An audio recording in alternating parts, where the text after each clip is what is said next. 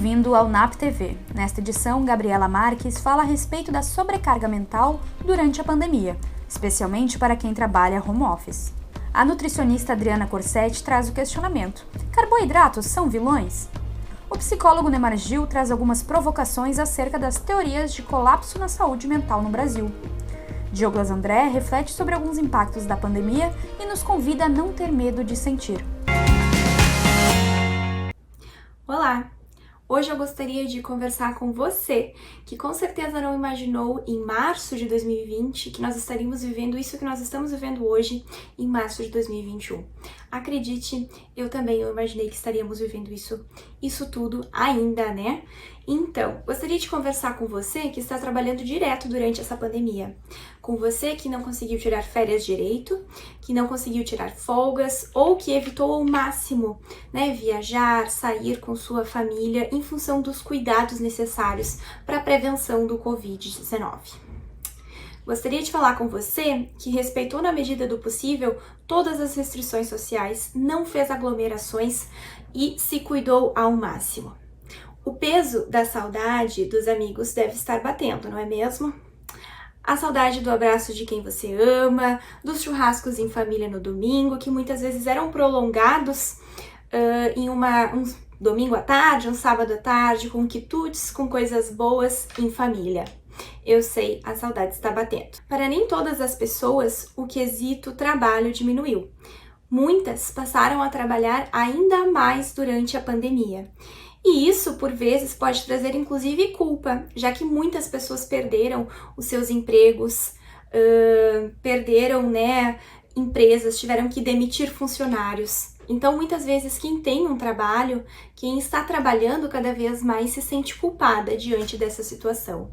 Mas não se culpe. Quero falar sobre a sobrecarga que muitas vezes está se espalhando nas casas em função do home office, que traz um trabalho para dentro de casa e que torna mais desafiador ainda conciliar trabalho, família e momentos de lazer. Especialmente para as mulheres, que muitas vezes precisam dar conta da casa também, dos filhos, do trabalho. A sobrecarga ela vai batendo, ela vai gerando um estresse cada vez maior. Quero te dizer que eu entendo que possivelmente você está se sentindo cansada, esgotada, sobrecarregada. E isso é consequência de uma pandemia que não nos permite ter momentos de lazer e de fato de descanso, que não nos permite encontrar alguém ou sair ao ar livre sem o medo de nos contaminar. Você não está sozinha. Esse medo não é só seu, ele é também de muitas outras pessoas que eu atendo frequentemente no consultório e que a gente pode conversar, inclusive, que a gente pode ter acesso, inclusive, nas nossas relações. Os momentos, de descanso, de descontração, eles acabam muitas vezes se resumindo a momentos, com a própria família, com o núcleo, momentos onde se pede um iFood ou se pede uma pizza, e aí muitas vezes vem os excessos, que sem querer a gente acaba sim, algumas pessoas acabam sim, descontando na comida, todo o estresse, todo o cansaço que vem se acumulando desde março de 2020. Mas diante de tudo isso, muitas vezes a nossa saúde é deixada de lado. Mas é importante termos atenção com isso, porque precisamos da nossa saúde ok. Porque quando tudo isso passar, nós precisamos estar saudáveis. E não só quando tudo isso passar, mas inclusive agora, para manter a nossa imunidade lá em cima, manter a nossa imunidade ok, nós precisamos cuidar da nossa alimentação, praticar alguma atividade física, tentar de alguma maneira nos manter saudáveis, tanto a nossa saúde física quanto a nossa saúde mental. Então, eu gostaria de sugerir que você tirasse um tempo para você, para cuidar de você. Reserva um tempo do teu dia para fazer algo que só você, que você adora fazer. Algo que vai ficar só você com você mesma. Seja uma leitura de um livro, escutar uma música, assistir uma série. Esses momentos, eles te ajudam a renovar as energias, a reforçar, fortalecer a sua saúde, principalmente a sua saúde mental, tá bem? Mas não deixa a sensação de tristeza, de solidão, de cansaço extremo tomar conta da sua rotina, tomar conta dos seus pensamentos. E se esses pensamentos ruins permanecerem, busque ajuda. Entre em contato com um profissional da psicologia, com um psiquiatra, mas busque um acompanhamento, busque sua rede de apoio, né? Lembre-se que depressão não é frescura, depressão ela acontece, muitas vezes o estresse ele está assim camuflando aí a depressão e existem muitas maneiras de tratar tudo isso, só que você precisa ter a coragem de pedir ajuda, tá bem? Me coloco à disposição, assim como os profissionais aqui do NAP. Pessoal, hoje vamos falar sobre os carboidratos. São mesmo vilões ou não são? Bom, na verdade, os carboidratos estão longe de ser vilões, né, da nossa alimentação. Eles são muito importantes para a nossa vida. A gente estima que tem que consumir em torno de 50% a 60% das calorias do dia através dos carboidratos. Por que isso? Porque eles são a fonte principal de energia para o nosso corpo, né? São eles que fornecem de forma primária, né, a glicose para a nossa corrente sanguínea, para o funcionamento de todo o nosso corpo, né? Então, por que se fala tanto que eles são os vilões? Porque o excesso deles, sim, é um problema, porque dependendo do tipo de carboidrato pode ser um problema. Então, como é que a gente faz? Primeiro, os carboidratos bons são os carboidratos que a gente chama de complexos. São aqueles carboidratos ricos em fibras, que não são refinados. Então, são os carboidratos que vêm dos cereais, né, que são os integrais, né, que a gente fala. E os refinados são aqueles que a gente evita, né, que é a farinha branca, que é o açúcar, o arroz branco também, né, mas em muitos casos a gente não precisa excluir eles da nossa dieta. A gente tem que consumir com moderação, né. Então, o que é o ideal? Que a gente, em praticamente todas as refeições do dia, consuma o carboidrato, pelo menos nas refeições principais, né? No almoço eu faço muita questão que ele sempre entre, principalmente porque ele ajuda muito no controle do resto do dia, né? Eu recebo muitos pacientes que não comem carboidrato no almoço porque querem emagrecer, porque acham que esse é o grande segredo, né, para conseguir controlar o peso. Na verdade, muitas vezes a grande restrição de carboidratos é que leva ao problema, né? Normalmente as compulsões alimentares que a gente vê, muitas vezes são causadas pela falta do carboidrato. Então, dentro de um equilíbrio, eles são nossos amigos, eles não são nossos inimigos. Então, sempre procurando, né, uma orientação, né, se tiver alguma dúvida, procura um profissional habilitado para te ajudar, entenda a importância desses alimentos, né, para a nossa vida. Nem sempre aquilo que a gente acredita que faz mal, faz realmente mal, nem sempre aquilo que a gente acha que é o ideal é realmente o que vai fazer bem pra gente. Então, vamos apostar nos bons carboidratos, vamos fazer o consumo deles de forma equilibrada, sim, vamos controlar o açúcar, vamos controlar a farinha branca. Claro que tem alguns casos específicos, né, que nem diabetes, que nem alteração de triglicerídeos, alguns problemas hepáticos, né, alguns problemas de saúde nos fazem restringir um pouco mais esses carboidratos. Então, se você tem esse tipo de problema, aí sim ainda se torna mais importante que tenha um acompanhamento de um profissional, né? Mas se você não tem nenhum problema de saúde, consuma, mas consuma com moderação.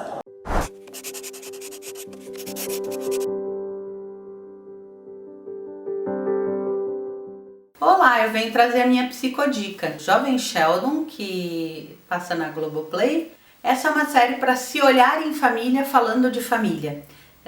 Esse casal tem 3 filhos, 2 são gêmeos, onde um deles tem habilidades especiais. Vale a pena conferir, é um programa para a família toda.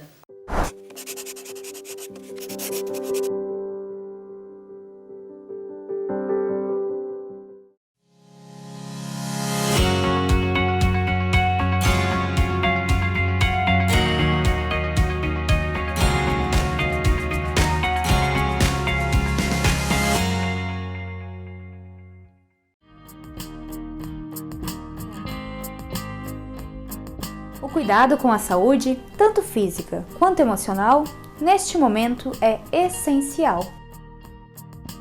Por isso, em tempos de prevenção, permita também a renovação. No NAP, trabalhamos com uma grande equipe de profissionais da psicologia, que hoje atendem tanto na modalidade presencial, com medidas de segurança, quanto online. Entre em contato conosco para saber mais sobre os nossos serviços e atendimentos. Estamos esperando por você!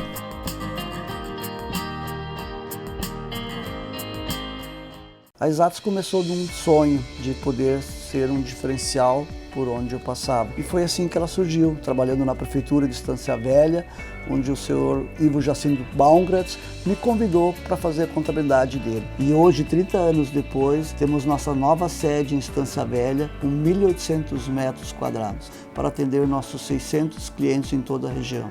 Convido você a conhecer a Exatos. 30 anos apoiando o empresário da região. Cursão do Fabão desde 1993, formando alunos e preparando pessoas para o mercado de trabalho. Top of Mind no segmento de cursos preparatórios desde 2016, o Cursão do Fabão conta hoje com 10 aulas para aulas particulares e cursos para pequenos grupos com até 30 pessoas. Há 25 anos preparando para a prova do Liberato, também oferece cursos para o Enem, vestibular e concursos públicos. Tudo em um ambiente moderno e acolhedor com os mais qualificados profissionais. O NAP, Núcleo de Atendimento Psicológico, é um serviço voltado para a psicologia e também para as áreas de quiropraxia, nutrição, terapia ocupacional, psiquiatria, psicopedagogia, palestras e cursos com profissionais capacitados e diferentes estilos de atendimento, pois cada um de nossos pacientes é único e merece ser tratado dessa forma. Aqui você encontra os mais modernos tratamentos que o mercado oferece, uma plataforma inovadora de realidade virtual para fobias, ansiedades e transtornos. O NAP oferece ainda convênio para empresas e o Clínica Escola.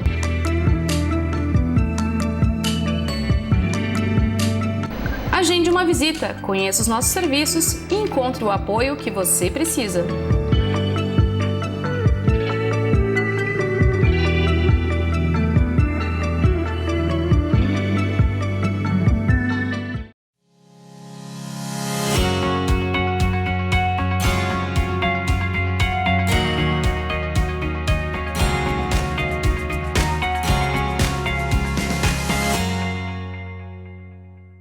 E aí, pessoal do NAP TV, tudo certo?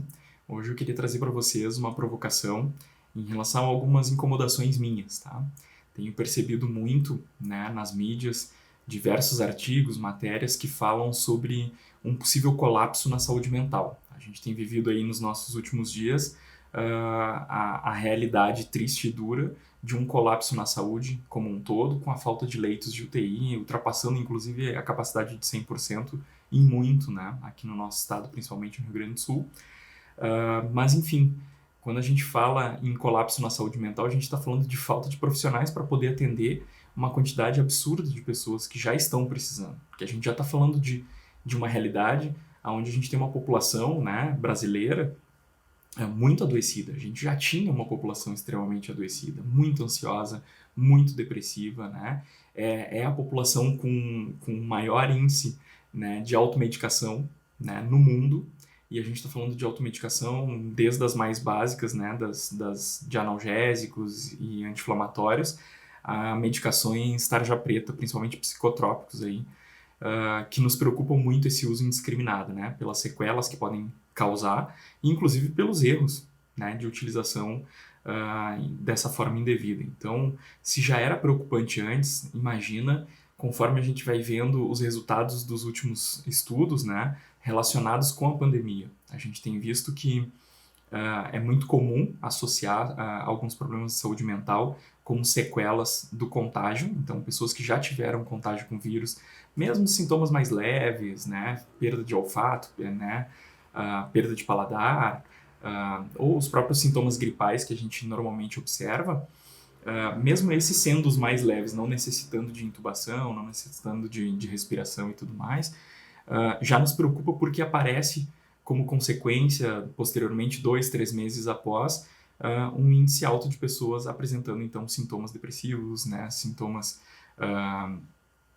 de ansiedade, de distúrbios, Então, a gente se preocupa com isso, mas, obviamente, que não se fala de uma quantidade absurda de pessoas que também estão sofrendo como sequela da pandemia, mas não do contágio direto, que é uma quantidade, inclusive, maior de pessoas que manifestam esses sintomas, que são as pessoas que estão isoladas nas suas casas, que estão em meio a essa partidarização, a essa politização da doença, né? Se a gente tem que equalizar mais para o lado da economia ou mais para o lado da saúde, e isso tudo gera, obviamente, na gente sintomas ansiogênicos, né? Então, já era uma população descida, a gente agrega ainda mais essas situações ansiogênicas e isso nos torna um país a ponta, né, de um colapso na saúde mental, sim. Então, a gente tem pouquíssimos profissionais atuantes, ativos hoje no Conselho Federal de Psicologia. A gente tem exatamente 391.106 profissionais, né? Destes, a gente sabe que nem todos atuam na clínica, obviamente, porque podem ser profissionais da psicologia jurídica, profissionais da psicologia do trânsito, escolar. Então, na psicologia clínica, esse número ainda é menor, né? Então, como se já não bastasse isso, a gente tem percebido uma desvalorização muito grande, né? Algumas medidas, sejam elas de cunho jurídico, aí, com medidas do próprio STF, retirando a exclusividade dos atos do psicólogo como o profissional para poder fazer a condução, né? E a aplicação de testagens psicológicas. Antes era somente utilizado por nós, hoje pode ser adquirido por qualquer pessoa e utilizado por qualquer pessoa. Então, enquanto isso, em meio a tudo isso que a gente está vivendo, a gente ainda vivencia situações como essa, né, onde planos de saúde não pagam de forma adequada e devida à formação e à atuação do profissional da psicologia, essa desvalorização, esse cenário, ele reduz, né, a quantidade de pessoas que tenham interesse em acabar atuando na área clínica. Então, se já era uma preocupação muito grande, imagina agora. Não é uma preocupação a nível Brasil somente, a gente já vê países, inclusive de primeiro mundo, né, na Europa, tendo uma situação muito pior, né? Na própria Espanha, existe 6 psicólogos para cada 100 mil habitantes, e a gente está falando de psicólogos, a gente não está falando de psicólogos clínicos, então ainda é um pouco pior, né? É uma média que para a Espanha é muito ruim, porque é uma média 3 vezes menor do que a média europeia. E de longe a gente consegue dar conta de uma sociedade assim. De longe a gente consegue minimizar os impactos, sejam impactos econômicos, sejam as mazelas sociais que já nos afligiam antes, né? As disparidades econômico-sociais. Então, com tudo que a gente está vivendo, a gente realmente precisaria ter um olhar mais atento e começar a trabalhar em nível de educação, estimular a formação de profissionais na área da saúde mental, seja a nível da psicologia, seja dentro da medicina, né, formando psiquiatras, porque isso vai ser iminente, né? Essa falta ela é iminente, a gente já tem sentido isso no dia a dia, nos nossos consultórios, nas agendas. Então, quem está na área da clínica já vem percebendo um aumento significativo de procura de pessoas. Às vezes, a gente sente somente a procura e não a efetivação do atendimento, porque as pessoas se deparam também com um custo, né? Porque, de fato, a gente já vinha falando em que é um tipo de serviço que tem um custo a nível Brasil que é um pouco elevado para os padrões, né? E a gente tem também, aliado a isso, uma prática de consumo onde as pessoas não valorizam seus cuidados com saúde mental, elas valorizam muito a aparência. A pessoa paga, por exemplo, absurdos para poder fazer a manutenção do seu corpo numa academia, mas ela não paga isso para a manutenção da sua saúde mental, né? Então, a gente vai precisar, obviamente, que cada vez mais haja uma flexibilização por parte dos profissionais, mas que também haja uma maior preocupação por parte da população em geral para poder adentrar um processo terapêutico, né? E não ser tarde demais daqui a pouco para poder resolver um problema ocasionado, seja agora pelo que a gente tem vivido, seja pelas sequelas que ainda estão por vir, né? Porque são anos difíceis que estão por vir pela frente e a gente precisa entender isso também, certo?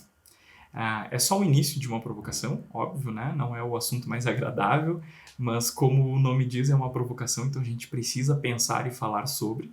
E, por favor, nos procurem, né? Façam seus comentários, né? Mandem informações, opiniões, críticas, e a gente vai continuar essa conversa num segundo momento. Um super abraço, precisando, fiquem à vontade de nos procurar. Olá a todas, todes e todos. Quando eu estava pensando nesse vídeo, me veio a frase, uma citação de Carl Gustav Jung: conheça todas as teorias, domine todas as técnicas, mas ao tratar uma alma humana, seja apenas outra alma humana. E é isso, né?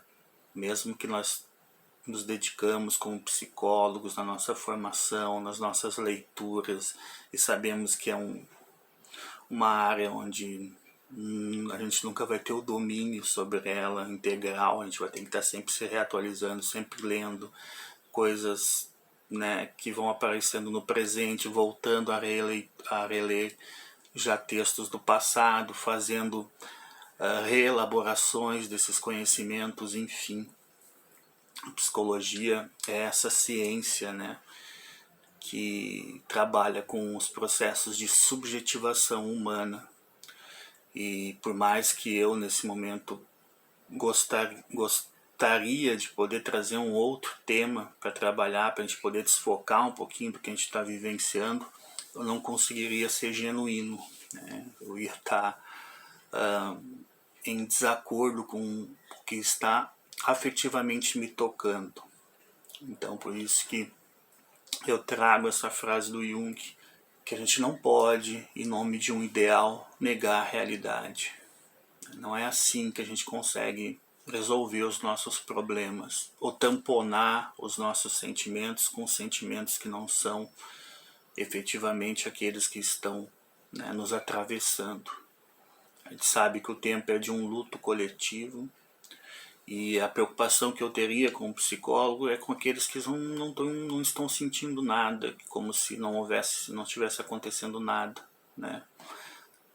Mesmo que tenhamos a sorte de não ter uma perda de uma vida humana diretamente do nosso núcleo familiar, indiretamente todos nós estamos perdendo.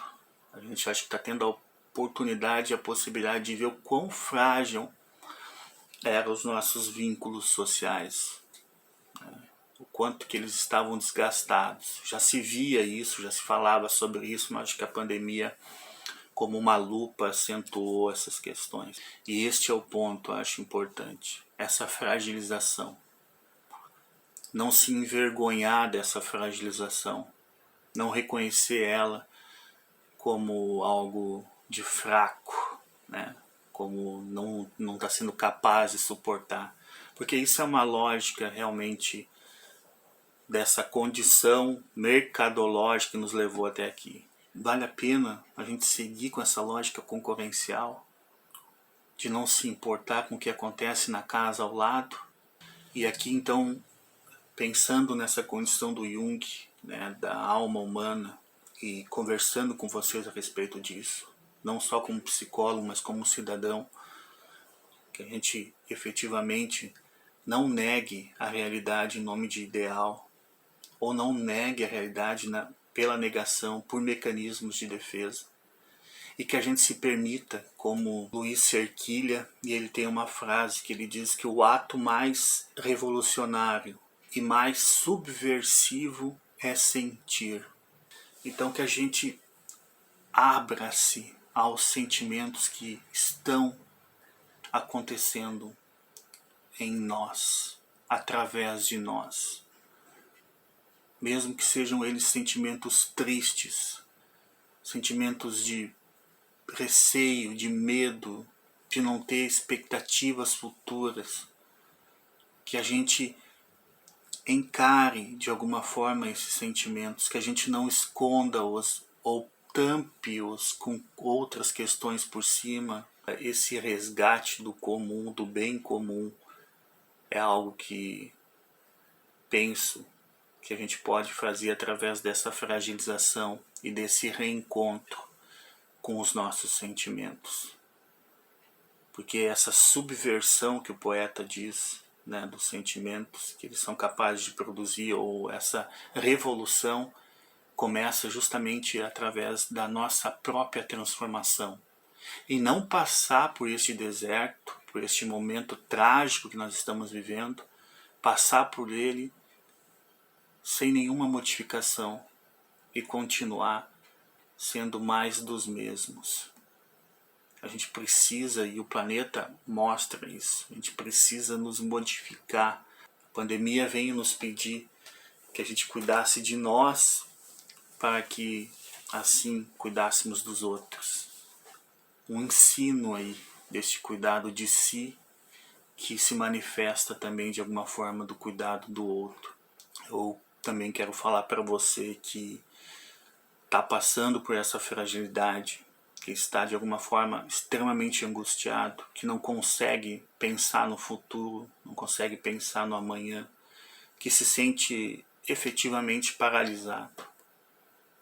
Caso você tenha já feito um processo de terapia, de psicoterapia, que você retome, busque retomar online. Não pode ser online, não precisa ser presencial nesse momento, enfim, a gente encontra meios para isso. E para você que não buscou ainda, que talvez tenha ouvido muitos pré-conceitos a respeito do tratamento psicológico, aqui vai minha sugestão: experimente. Se dê a possibilidade deste encontro, de construir um enquadre, um setting com um psicólogo. Porque a psicologia, na minha perspectiva, ela não é um manual de solução para os teus problemas. Ela é um lugar, um espaço no tempo, onde você, com o outro, na figura do psicólogo, reconhecendo e reelaborando a tua própria história através das tuas narrativas, pode e possa reencontrar ou reinventar caminhos para seguir. Porque a grande questão é que haja movimento, não importa como, a gente pode estar até rastejando, mas que o movimento aconteça, para que o brilho no olhar não se apague antes do tempo. Então, coloco-me sempre a mim, coloco-me e também aos meus colegas psicólogos. Estamos abertos a poder de alguma forma contribuir com você nessa travessia, caso você se sinta paralisado.